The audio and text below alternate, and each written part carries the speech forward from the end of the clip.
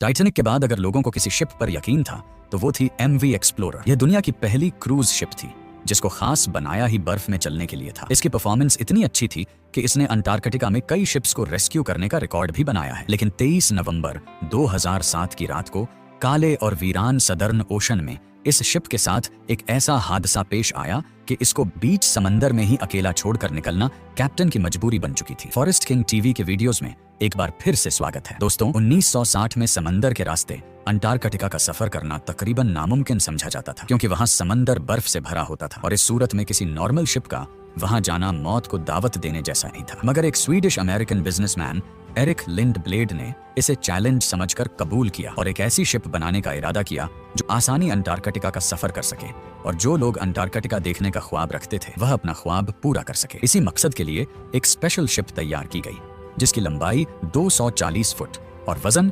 2300 ton से भी ज्यादा था। इस शिप को लिंडब्लेड एक्सप्लोरर का नाम दिया गया। एक्सप्लोरर का कंपैरिजन अगर इतिहास की मशहूर शिप्स टाइटैनिक या फिर RMS ओलंपिक से किया जाए तो यह उनसे छोटी तो जरूर थी, मगर मजबूती में इसका कोई जवाब नहीं था। यह वो पहली क्रूज शिप बनाई गई थी जिसका मकसद पैसेंजर्स को अंटार्कटिका के बर्फीले पानी की सैर कराना था। नॉर्मली यह काम आम शिप्स नहीं कर सकती। अगर कभी शिप्स को बर्फीले समंदर में जाना हो तो उनके आगे आइस ब्रेकर लगाया जाता है, लेकिन यह आइस क्लास एक ए शिप थी, यानी इसको बर्फ में चलने के लिए आइस ब्रेकर की जरूरत नहीं थी, बल्कि इसका हल ऐसे डिजाइन किया गया था कि शिप के वजन से ही बर्फ टूटती जाती थी। इस शिप में 104 पैसेंजर्स और 54 क्रू मेंबर्स के लिए जगह मौजूद थी। क्रूज शिप में तमाम लग्जरी फैसिलिटी के साथ साथ एक और चीज भी थी जो MV एक्सप्लोरर की शान में इजाफा कर रही थी, क्योंकि इसे खास तौर पर अंटार्कटिका के सफर के लिए बनाया गया था और वहां मौजूद बर्फ से महफूज रखने के लिए इसके हल को डबल लेयर में बनाया गया था। लॉन्च होते ही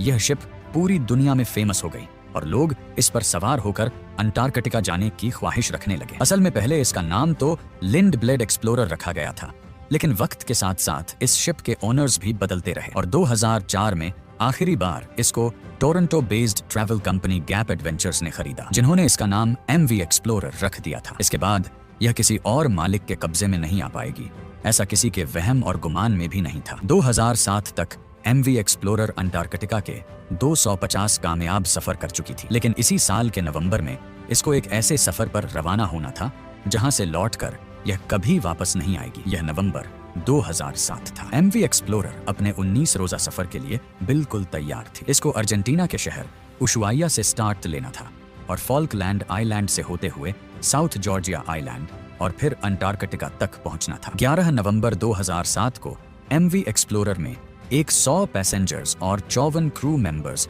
एक बार फिर से अंटार्कटिका के इस हसीन सफर के लिए रवाना हुए। यहाँ तक सब कुछ नॉर्मल चल रहा था। किसी को भी अंदाजा नहीं था कि इनका यह हसीन सफर इनको किस मुसीबत में धकेलने वाला है। MV एक्सप्लोरर के कैप्टन 49 ईयर्स के बेंट वायमन थे। वो हजारों बार इस बर्फ से भरे समंदर पर शिप्स चला चुके थे और इसी एक्सपीरियंस की वजह से ही पैसेंजर्स खुद को महफूज समझ रहे थे। पर अंटार्कटिका के शिप कैप्टन्स चाहे कितने भी एक्सपीरियंस्ड क्यों ना हो, वहां की बदलती कंडीशंस की वजह से हर बार मुख्तलिफ मसाइल का सामना करना पड़ता है और हर बार एक नया चैलेंज उनके लिए तैयार होता है। इस सफर की शुरुआत में कैप्टन बेंट वायमन ने एक हैरान कुन फैसला किया। वो अपने प्लान रूट से हटकर शिप को एक नए रूट पर ले जाना चाहते थे, क्योंकि कैप्टन का मानना था कि ऐसा करने से शायद वह ज्यादा बर्फ वाले इलाकों से बचकर अपनी मंजिल तक पहुंच सकेंगे। शुरुआत के 10 दिन बिल्कुल मामूल के मुताबिक चल रहे थे, लेकिन 22 नवंबर की शाम को सूरज ग्रुप हो रहा था और पैसेंजर्स अपने अपने केबिन्स में जाने की तैयारी कर रहे थे। इसी दौरान MV एक्सप्लोरर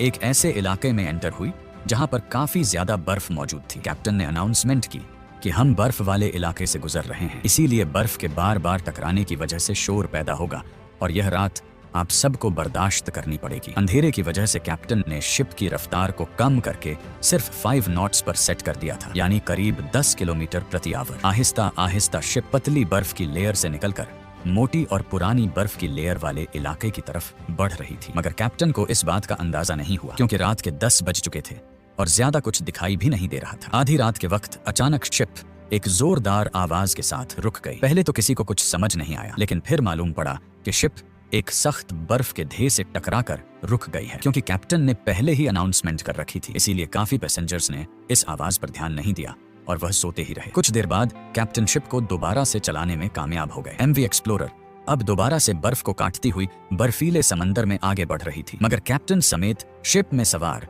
पैसेंजर्स यह नहीं जानते थे कि शिप के हल में एक सुराख हो चुका है और पानी अब धीरे धीरे शिप के निचले हिस्से में जमा होना शुरू हो चुका है। सोए हुए पैसेंजर्स की आंख तब खुली जब उनके केबिन्स में पानी भरना शुरू हो चुका था, क्योंकि पैसेंजर केबिन जहाज के निचले वाले हिस्से में थे, इसीलिए पानी सबसे पहले वहीं पहुंचा था। यह देखते हुए पैसेंजर्स में अचानक एक खौफ की लहर दौड़ गई। हर कोई अपनी जान बचाने के लिए इधर उधर भागने लगा। पानी अब हर मुमकिन जगह से शिप में दाखिल हो रहा था, चाहे लाइट स्विच हो, डक्ट वेंट या फिर दरवाजे की दरारें। जब तक कैप्टन को इस बात का इल्म हुआ तो कई केबिन पानी से भर चुके थे। पहले तो उनको लगा कि शायद छोटा डैमेज हुआ है जिस पर काबू पाया जा सकता है, लेकिन जब पानी का प्रेशर बढ़ता ही जा रहा था तो कैप्टन भी समझ गया कि बात अब काबू से बाहर निकल चुकी है। कैप्टन ने फौरी तौर पर शिप को खाली करने का ऑर्डर दिया और तमाम लाइफ बोट्स को डिप्लॉय किया। शिप पहले ही इलाके से तो निकल चुकी थी, मगर पानी जमा होने की वजह से वह एक तरफ झुक गई थी। क्रू मेंबर्स जल्दी से शिप को खाली करने और इंसानी जानों को बचाने में मसरूफ थे। शिप अपनी मंजिल से 46 किलोमीटर दूर थी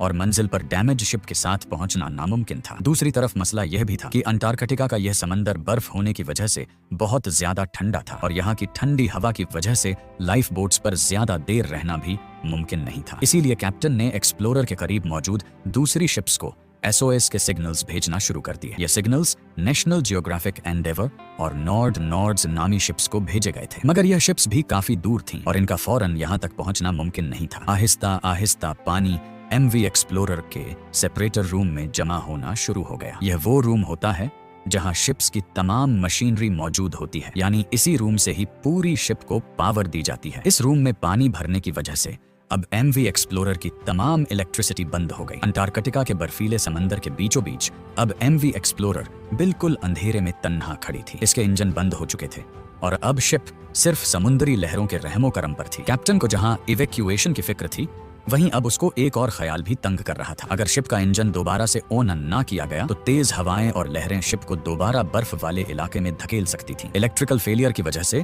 इंजन को मैन्युअली तरीके से ऑन करने की कोशिश की गई। खुशकिस्मती से यह आइडिया काम कर गया और इंजन एक बार फिर से स्टार्ट हो गए। क्रू मेंबर्स ने शिप को खाली करने का प्रोसेस मजीद तेज कर दिया। कुछ ही देर में जहाज पर सवार तमाम अफराद 4 लाइफ बोट्स में सवार होकर ठंडे तरीन पानी में उतर गए। कुछ देर तक कैप्टन और चंद क्रू मेंबर शिप को सीधा करने की कोशिश करते रहे, लेकिन आखिरकार इंजन एक बार फिर से बंद हो गए। अब MV एक्सप्लोरर में पानी तेजी से भरता जा रहा था और कैप्टन को जल्द अज जल्द कोई फैसला करना था। लिहाजा कैप्टन और चंद क्रू मेंबर्स भी शिप से उतरकर लाइफ बोट्स में सवार हो गए। अब ये 150 से ज्यादा लोग लाइफ बोट्स में मौजूद ठंडे तरीन सदर्न ओशन में खुले आसमान के नीचे किसी मदद का इंतजार कर रहे थे और ठंडी हवा इनका इंतजार मुश्किल से मुश्किल बना रही थी। अगले 4 घंटों तक यह इंतजार जारी रहा और आखिरकार एक शिप इनको बचाने के लिए पहुंच गई। यह नॉर्ड शिप थी जिसे कैप्टन ने SOS कॉल दी थी। तमाम लोगों को तो कामयाबी से बचा लिया गया, लेकिन MV एक्सप्लोरर के नसीब में डूबना ही लिखा था। MV एक्सप्लोरर के इस हादसे पर